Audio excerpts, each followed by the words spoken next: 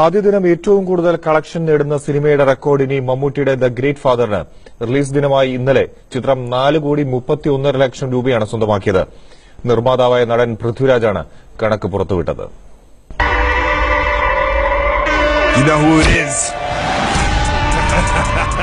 ആരാധകരെ ത്രസിപ്പിച്ച വരവ് പാഴായില്ല.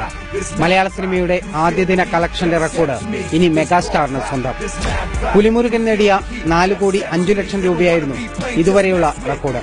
The great father release ദിനത്തിൽ 4,31,50,000 രൂപ കളക്ഷൻ നേടിയതായി നിർമ്മാതാക്കൾ അറിയിച്ചു. ഓഗസ്റ്റ് സിനിമയുടെ പ്രതിനിധി നടൻ പൃഥ്വിരാജ് സമൂഹ മാധ്യമത്തിലൂടെയാണ് കളക്ഷൻ കണക്കുകൾ വെളിപ്പെടുത്തിയത്. സംസ്ഥാനത്ത് മാത്രം 202 തിയേറ്ററുകളിലാണ് ദ ഗ്രേറ്റ് ഫാദർ റിലീസ് ചെയ്തത്. ഒറ്റ ദിവസം കൂടുതൽ കളക്ഷൻ നേടിയ മമ്മൂട്ടി ചിത്രങ്ങളിൽ കസബയായിരുന്നു ഇതുവരെ മുന്നിൽ. മമ്മൂട്ടിയുടെ സ്റ്റൈലിഷ് കഥാപാത്രവും അനീഫ് അദേനിയുടെ സംവിധാന മികവും ഗ്രേറ്റ് ഫാദറിന് തുണയായി. കാലിക പ്രസക്തിയുള്ള വിഷയമാണ് സിനിമ ചർച്ച ചെയ്യുന്നത്. News desk, Manorama news.